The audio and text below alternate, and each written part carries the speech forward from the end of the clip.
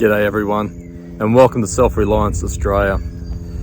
This week's episode is about how I went through and changed the cartridge, the filter cartridge for a Hurlcon Spa. Now it was a bit tricky. I was very fortunate to get help from the local, well, not so local spa and pool supply shop. So a big shout out to Barwon Pool Supplies down Geelong.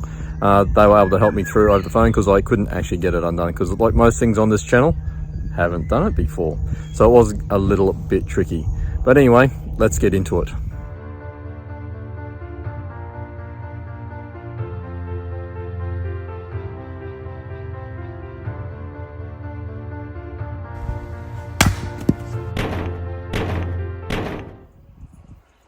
So I've got an old Hurlcon Spa set up. That's the heater, and this is the filter container and the pump down there, then all the pipe work that goes with it. So what I'm doing today is replacing the filter. So as you can see, we'll go in and that goes in the bottom like so, and I do want to make sure that I get around that ring at the bottom so it's a nice tight fit on there. And look, one of the reasons I'm actually doing this video is I can remember how to put it all back together. I'll take it all apart next time, because this time it took me forever to try and get this lid off.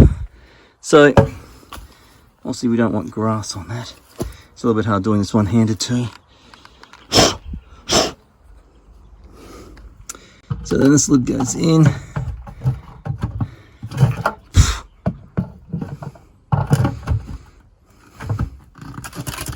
See, it's got the seal on it. I'll just push that down. So you can see here that it's now sealed off, if I get the right spot. It's all a bit dirty.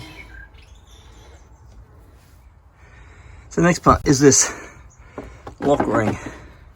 And I have to say, I have a huge, sorry, this fell over as my knee gave way.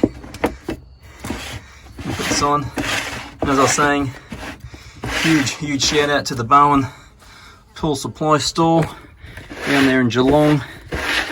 Is fairly late in the afternoon and I couldn't get this off at all. I was actually trying to take this off because, as I often say, haven't done it before. But anyway, this is a lock ring, but I was trying to turn that, but actually that comes off, then this comes straight up.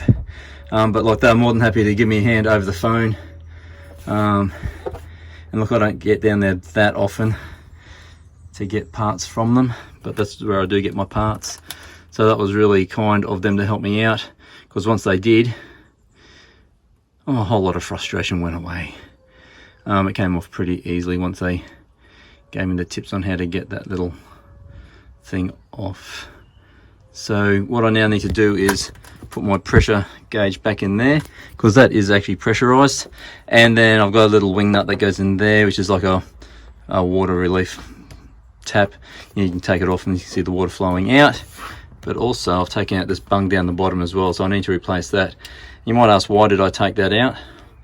You know, they are very good questions, and the reason I did that is because I couldn't find anything else to undo. Which sounds sort of silly, but I was trying to depressurize it, even though the gauge said 0 psi. I was trying to take all the water, anything that could add pressure to that little tank, to try and undo it, which I thought was stuck. But in the end, that was stuck. I needed to get a block of wood and a hammer to it, and that finally undid it. But it's all there, back on now. There is, I'll see if I can get around the back here.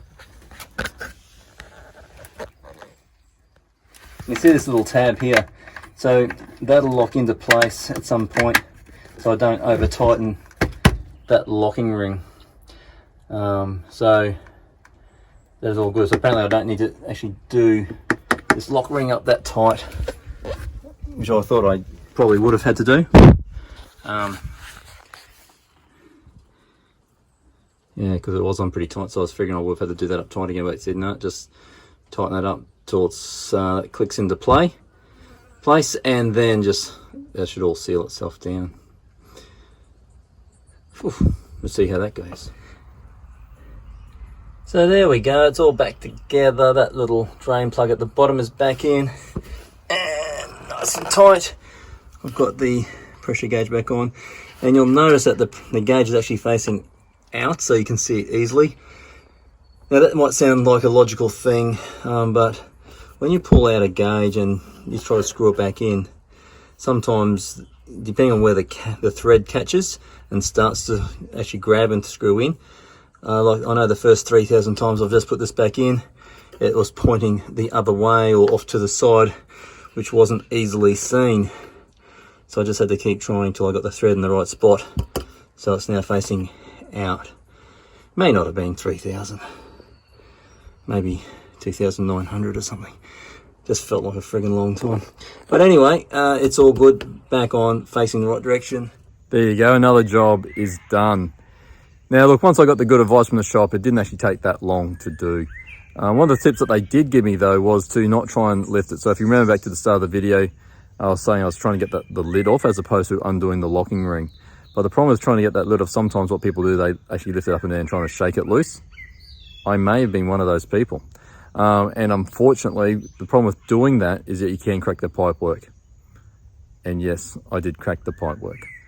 So now it leaks a little bit more than I would like, especially being on tank water, particularly being on tank water.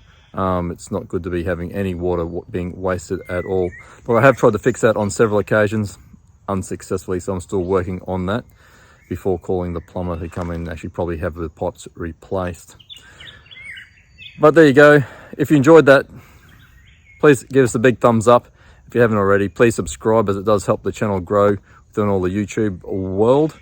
And until next time, I'll see you then.